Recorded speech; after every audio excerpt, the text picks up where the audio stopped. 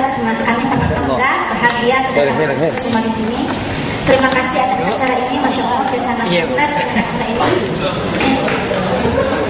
Dan Ustaz Bapak Muhammad Idrus Ramli, terima kasih atas dalil yang jelas ada, yang membuat saya yakin ya. Saya ingin mengutip dari perkataan Bapak Candi Kirepantu yang mengatakan di sini, mukmin Syiah itu yang percaya 12 imam, yang mukmin non Syiah itu yang tidak percaya dengan 12 imam. Jadi saya ingin tolong antum Bapak jelaskan realita yang sekarang ada di Suriah. Orang Syiah yang membantai kaum Sunni yang ada di Suriah. Ini jelas kan? Selain Nawasib itu adalah kafir, najis, dan ini realitanya ada di Suriah. Bagaimana pendapat Anda dengan realita yang ada?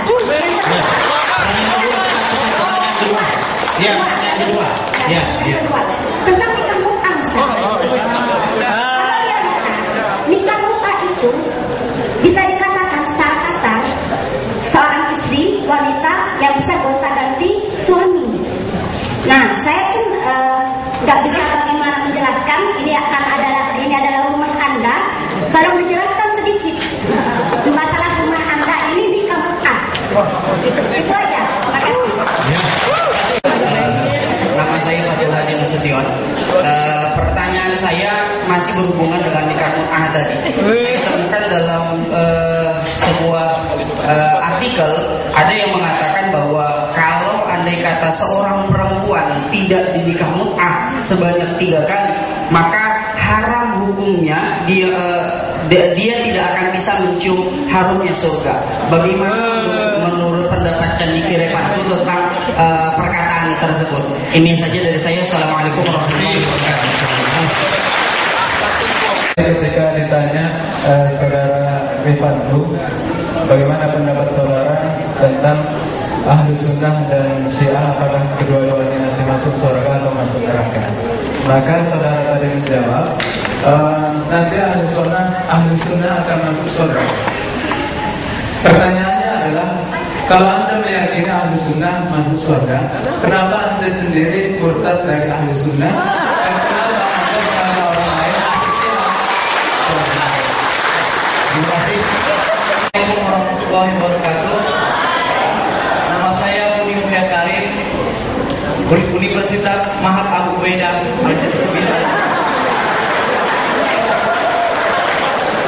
Saya akan bertanya kepada Ustaz Candi Kirepantu.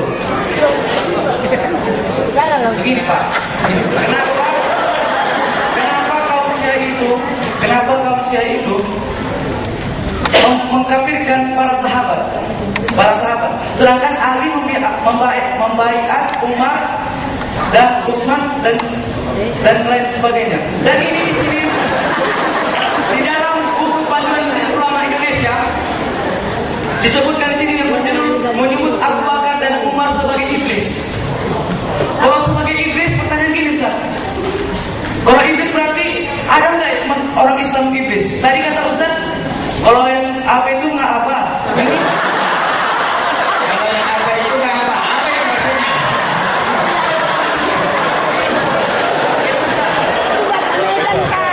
Yang apa itu nggak apa? Nggak masuk pertanyaan. Katanya orang saya itu medannya yang tidak masuk Syiah itu nggak ada di dalam itu kafir Ustaz. Tapi di kenapa ini ada judul buku menyebut Abu Bakar dan Umar sebagai iblis? Iya. Apakah iblis itu orang Islam? Iya, saya rasa sudah jelas pertanyaannya dan saya ibukan. Terima kasih. Assalamualaikum warahmatullahi wabarakatuh.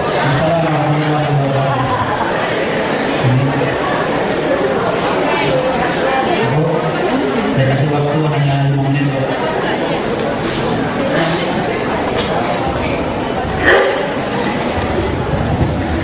Baik, terima kasih, pertanyaannya luar biasa, super semua pertanyaannya. Jadi saya mulai dari iblis tadi.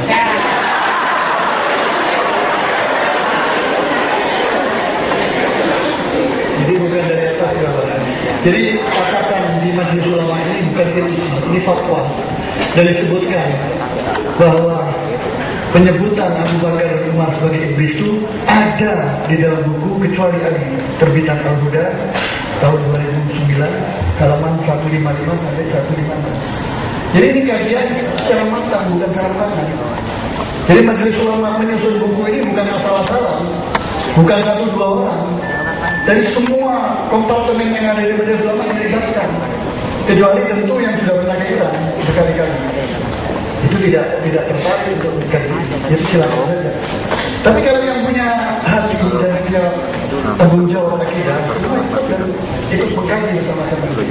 Dan insya Allah kalau medan memang belum waktunya, karena Majelis Ulama merencanakan akan membedah buku ini. Nah, mudah-mudahan bisa bekerja sama dengan Yayasan Abu Talib supaya tidak terjadi lagi ada fitnah di sana sini. Tapi realitas secara real bisa dibedah secara ilmiah. Saya percaya pertemuan ini bukan sekali dan bubar selesai, tapi insya Allah akan berkesinambungan terus. Apalagi sudah ada sambutan dari Yayasan Abu Talib, insya Allah bisa difasilitasi oleh Abu Beda Yayasan ini. Kemudian tentang 12 imam, ini krusial. Jadi ajaran-ajaran imam 12 krusial. Sekarang mana siapa yang mau mendahulukan, Musa Kadzim apa Ismail? Dua-duanya bisa berbeda pendapat. Kalau ini memang nas ilahi, sorry dari Al-Quran dan ada nas dari hadis, tentu tidak ada istilah. Karena biasanya persoalan agama yang masuk dalam kategori di majalah ikhtilaf itu di masalah furu sebagaimana disebutkan tadi. Tapi kalau ini sudah diyakini sebagai sesuatu yang absolut, krusial sekali. Di mana sekarang mau ikut? Mau ikut Imam Ismail atau Imam Musa? Imam Musa dinisbatkan pada Imam 12. Imam Ismail mencukupkan 7 imam menjadi Ismailiyah. Jadi ini sendiri ikhtilaf. Dan tadi juga disebutkan di antara mereka sendiri kafir mengkafirkan, apalagi ada juga jamaah. Turun ke bawah, Zaid juga demikian, ke atas Zaid juga demikian. Apakah Muhammadul Baqir atau Zaid? Yang Muhammadul Baqir menurut versi mereka jadi Imam 12. Yang Zaid jadi Zaidiyah tanpa batas imam. Siapapun bisa jadi imam, asal itu keturunan Ahlul Bait. Tapi di Indonesia Islam Syariah dibatasi jadi 12. Ini pun sangat krusial, menimbulkan pertanyaan di kemudian hari apa tidak ada kemungkinan imam ke-13. Kalau ada kemungkinan imam ke-13, kalau tidak, kemana itu anaknya Imam Mahdi yang menghilang? Punya anakkah dia atau tidak? Krusial tidak. Jadi ini kalau kita kejar, terjadi saya mengarang buku judulnya Antagonisme Syiah. Di sini saya mencatat beberapa catatan yang kontradiksi satu dengan yang lain. Jadi kontradiksi di dalam Al-Quran, kontradiksi di dalam sejarah, kontradiksi apalagi di dalam hadis. Tidak hal-hal seperti itu. Yang terakhir ini barangkali yang menarik dari pertanyaan sampai terulang 2 kali, masalah mut'ah. Jadi mut'ah ini sudah diharamkan soleh di dalam nas hadis, dalam teks hadis. Kalau alasan Syiah bahwa itu tidak dihapus, bagaimana dengan khamr? Khamr itu kan alasannya karena mut'ah ini pernah ada, maka itu tidak mungkin setiap sesuatu yang ada akan dicabut kecuali Umar. Jadi yang dituduh Umar. Jadi apa kalau itu benar bahwa sesuatu, kalau asumsinya sesuatu yang pernah dihalalkan itu tidak boleh dicabut, bagaimana tentang khamr yang asalnya boleh? Dan Al-Quran datang secara munajaman, pertama boleh, tidak boleh sholat, kemudian turun ayat terakhir inna wal khamru wal maisiru wal azlamu wal ansabu rizqun min amali syaitan ila akhir ayat al-mubarakah. Jadi kalau kita melihat sejarah Sayyidina Ali bin Abi Thalib khalifah keempat, jangankan mut'ah, poligami pun dia pernah dilakukan kecuali setelah wafatnya Fatimah Zahra. Kalau memang benar mut'ah itu boleh, Sayyidina Hasan tidak akan pernah melakukan poligami sebanyak itu istrinya. Yang mungkin ada riwayat yang mengatakan Imam Hasan punya anak keturunan semua hasil mut'ah. Pasti akan ada riwayat seperti itu. Tapi semua keturunannya Imam Hasan Imam Hussein begitu banyak dari hasil perkawinan resmi. Karena mengingat jadul Rasulullah SAW mengatakan an-nikahu min sunnati. Jadi yang disebut min sunnati itu an-nikah, tidak ada mut'ah. Mut'ah itu warisan jahiliyah yang kemudian sudah dinasah oleh Rasulullah SAW. Dan akhirnya menjadi kenyataan sekarang bahwa bagaimana seks bebas sekarang ini yang mirip kota itu, yaitu seks bebas atas nama Tuhan, menimbulkan masalah. Bukan saja masalah anak, tapi masalah penyakit. Timbulnya penyakit-penyakit modern akhir-akhir ini, antara lain HIV/AIDS itu juga akibat adanya gonta-ganti pasangan dalam seksual. Jadi ini jangan dikira bahwa Islam itu benar melarang ini, karena praktek warisan jahiliyah ini sama sekali tidak dibenarkan. Bahwa gonta-ganti pasangan itu sangat dilarang oleh Islam. Saya kira itu yang dapat saya sampaikan. Terima kasih. Assalamualaikum warahmatullahi wabarakatuh. Untuk 5 menit. Wah, 5 menit untuk 4 pertanyaan. Sebelumnya saya ingin titipkan, tadi kan beliau katakan mengutip dari kitab Anwar Nu'maniyah, cuman di scan. Ini saya bawakan kitab asli Anwar Nu'maniyah itu 4 jilid, ini jilid kedua yang disebut di halaman 210. Supaya tahu di mana yang dipotong. Ini baru pakai. Kalau ini dikatakan sebuah kejujuran ilmiah dan diskusi ilmiah. Beliau tadi mengutip potongannya sampai bihi min nas. Ini dihilangkan sampai bihi min. Tapi kemudian kalimat berikutnya min nasbi al-adawah li ali baiti Muhammad itu dihilangkan. Kemudian lompat ke halaman 211 waktu tarawi an nabi itu yang kemudian dibaca. Jelas disebutnya di sini oleh Anwar Nu'maniyah bahwa orang yang disebut Nasibi itu mereka adalah yang memusuhi, memerangi Ahlul Bait dan membenci mereka.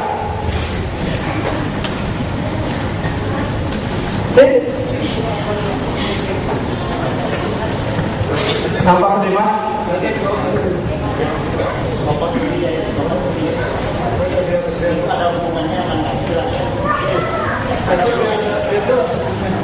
Nampak ya?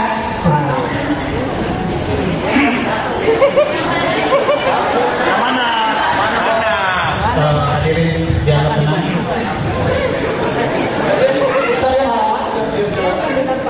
Hubungkan. Nah, baca semuanya. Ini kan min nasbi al-adawa li ali baiti Muhammad. Ini dia keterangan tentang Nasibi yang membenci ahli bait Muhammad. Yang kemudian watadhahiru bi qawlihim kama huwa mawjud fil khawarij.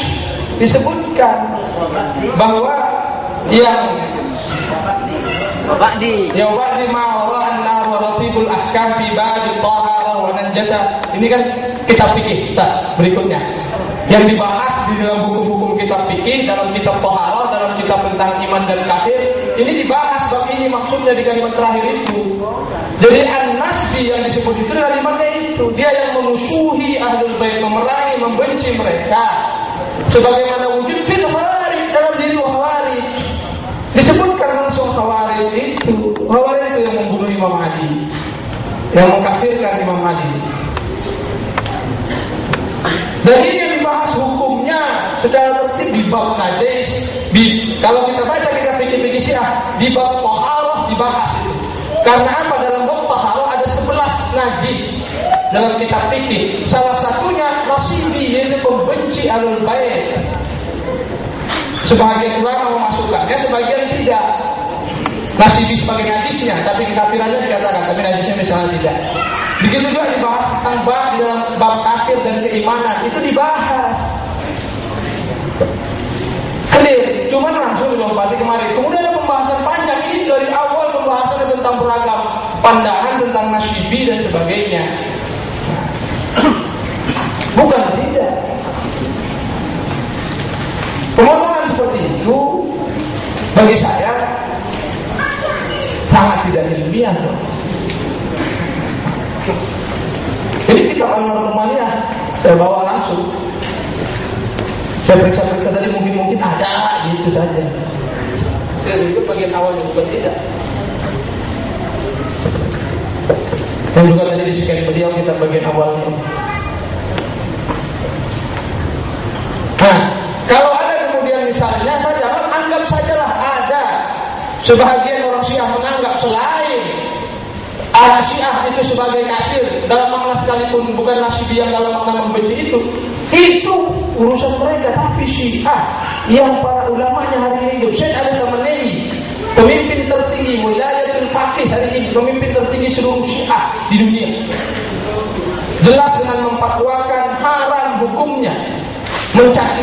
sahabat Nabi, istri Nabi dan sebagainya. Dan itu kan dulu sudah begitu. Ada sebahagian pelaku itu nisbatkan, silahkan kafirkan, silahkan kafirkan itu orang Syiah yang seperti itu. Saya tidak keberatan itu. Kafirin itu orang Syiah yang mengkafirkan para sahabat Nabi, mengkafirkan istri Nabi. Saya sepakat kafirin itu. Susah. Tapi kalau saya mau dikafirin karena seperti itu, oh nanti dulu. Atau saya mau disesatkan karena pandangan, saya menyatakan benar mereka mendahulukan Imam Ali, benar. Dan yang lainnya, itu saya rasa penting sekali untuk kita sama-sama memahami. Kan kita sini juga saya punya, saya membedah buku ini karena tadi kan saya tidak mungkin dalam forum ini kita jelasin satu-satu di mana pemotongan kalimatnya, di mana ini semua ini pemotongan kalimat, perubahan kalimat yang terjadi di buku ini, buku ini. Satu menit lagi Pak, mungkin mau ta'ahwak. Oke. Iya, waktunya ya tinggal. Jadi kalau soal Suriah itu serahkan urusan politik itu, saya tidak ingin mengkaji itu. Saya ingin katakan Anda keliru kalau menyatakan di sana orang Syiah membunuh orang Sunni. Sebagai itu nanti Anda bisa bacalah beragam polemik itu, atau orang yang sengaja secara khusus membahas tentang politik Suriah. Saya tidak ingin terlibat ke wilayah itu karena bukan dalam konteks ini. Dan Suriah itu Sunni bukan Syiah. Anda keliru menyatakan Asad itu Syiah. Kemudian tentang nikah mut'ah menurut Syiah masih dihalalkan. Enak dong. Apa itu nikah mut'ah? Nikah mut'ah adalah pernikahan antara seorang laki-laki yang memenuhi syarat-syaratnya, seorang perempuan yang memenuhi syarat-syaratnya, bukan mahramnya dan sebagainya, sebagaimana nikah biasa, yang mereka berakad yang di dalamnya ada batas waktu perpisahannya. Kalau tidak ada batas waktu jadi nikah dai. Kalau ada batas waktu dia nanti nikah mut'ah. Itu dihalalkan karena Al-Quran, Sunnah dan praktek sahabat mengerjakannya. Boleh nanti tanya dia ini dikerjakan tidak di zaman sahabat? Ya, itu misalnya satu. Sedikit kita mungkin supaya ada jelasnya. Boleh kita isi? Sudah antum ambil sudah 1 menit, jadi udah 6 menit. Jadi perhatikan, bedanya sedikit saja. Bedanya adalah bagi ahlus sunnah telah diharamkan, setelah diharamkan seperti khamar. Bagi Syiah masih tetap halal. Jadi perbedaan fikih ini lagi-lagi ini perbedaan fikih, tapi dikerjakan di zaman Nabi semua sepakat. Saya mau katakan apa para sahabat berzina? Tidak. Iya, terima kasih. Saya rasa sudah jelas. Langsung saja kita pindah untuk 5 menit lebih sedikit Pak Kiai. Menegakkan keadilan. Saya akan membacakan lagi. Tadi tentang Ahlul Bait. Saya tidak memotong, tetapi hanya mengambil sebagian pokok-pokoknya.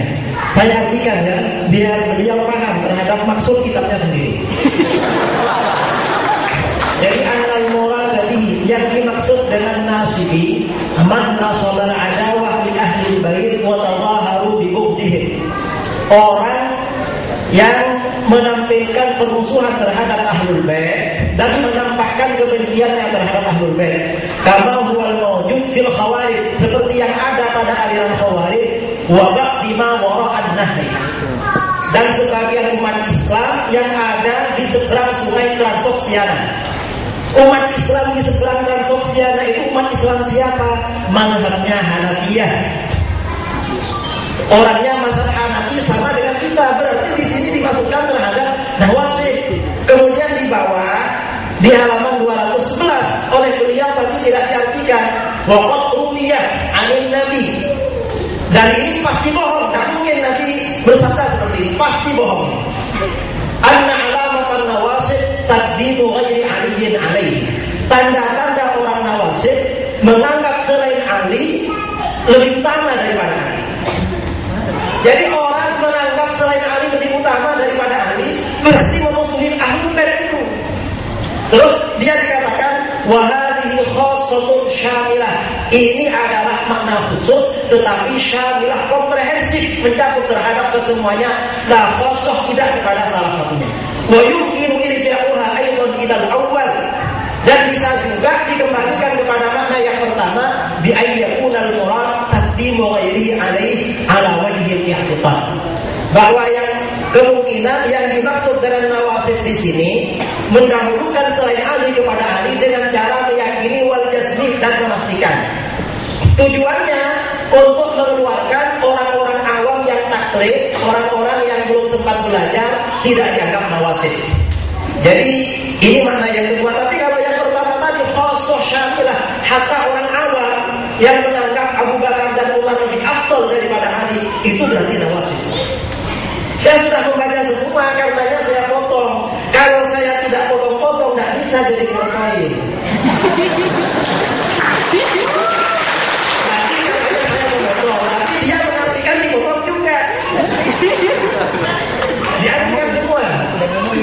Kemudian yang kedua, masalah nikah mut'ah. Nikah mut'ah ini adalah nikah yang haram dan Syiah menghalalkan. Memang pernah dihalalkan, tetapi kemudian diharamkan. Dan riwayat para ulama Ahlus Sunnah tentang keharaman nikah mut'ah semuanya rata-rata dari jalur Ahlul Bait, bukan dari jalur di luar Ahlul Bait. Imam Al-Bukhari di dalam kitabnya Sahih Bukhari meriwayatkan tentang keharaman nikah mut'ah dari Ahlul Bait Muhammad bin Al-Hanafiyah dari ayahnya Ali bin Abi Thalib. Jadi bukan melalui kelompok di luar Ahlul Bait. Jangan dikira itu dari Umar. Jadi Islam itu adalah mazhab yang suci, mazhab yang bersih, bukan mazhab selangkangan. Kemudian saya juga ingin mengomentari, tadi tidak ada pertanyaan pada saya. Yang ada semuanya tadi kepada Pak Jandiki, tetapi saya ingin menambahkan Majelis Ulama Indonesia telah mengeluarkan fatwa tentang keharaman nikah mut'ah. Mutlak nikah mut'ah itu diharamkan. Dan ini juga perlu kita paham bahwa orang Syiah ini menganggap nikah mut'ah itu termasuk ibadah, bukan cuma halal. Di dalam kitab Mustadrakul Wasail juga karangannya Nuri At-Tabarsi, orang yang nikah mut'ah itu dosanya diampuni.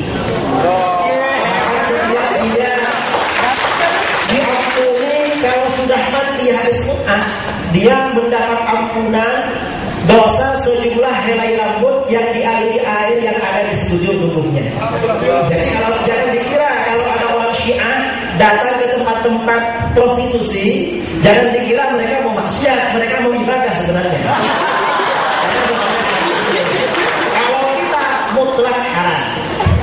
Jadi tidak ada, saya rasa tidak perlu menambah penjelasan lagi, karena saya hanya ingin mengklarifikasi tentang kutipan saya dari kitab Al-Hadathun Nadhirah yang oleh beliau sebagian tidak dijelaskan. Karenanya saya jelaskan semua pokok-pokoknya. Dan di sana tadi dikatakan bahwa nawasib itu artinya yang menganggap selain Ali lebih afdal daripada Ali, itu adalah najis.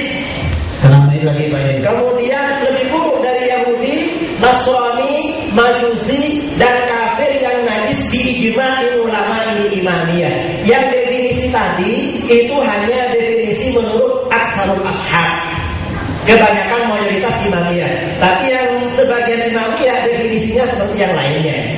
Karenanya saya perlu tegaskan bahwa Syiah memang menganggap umat Islam di luar kelompoknya lebih kafir daripada Yahudi dan Nasrani. Itu menurut Syiah seperti diterangkan di dalam kitabnya, dan beliau tadi ternyata membuktikan di kitabnya memang seperti itu. Jadi yang membuktikan sebenarnya beliau, bukan saya. Berarti saya tidak mengada-ngada oleh beliau, ternyata beliau juga punya kitabnya. Dari saya kurang lebihnya mohon maaf, saya menambahkan 1 menit. Karena tadi saya disinggung-singgung oleh Bapak Mudir, istri saya melahirkan. Pada waktu ke Medan pertama kali dulu saya ketemu dengan Profesor Ramli, istri saya telepon, saya sekarang hamil lagi. Kemarin sebelum berangkat saya masih ke persalinan, periksa istri saya, ini gimana Bu, kalau saya berangkat ke Medan aman-aman? Oh aman Pak Yai, nanti ini akhir Januari lahirnya. Akhirnya saya kemarin berangkat, sampai di sini di bandara kemarin ditelepon oleh adik ini Mbak sekarang Dr. Salim mau melahirkan katanya. Tadi malam telepon lagi sudah lahir. Alhamdulillah. Saya khawatir sebagian ibu-ibu menganggap saya meninggalkan istri saya karena ingin jalan-jalan. Jadi bukan untuk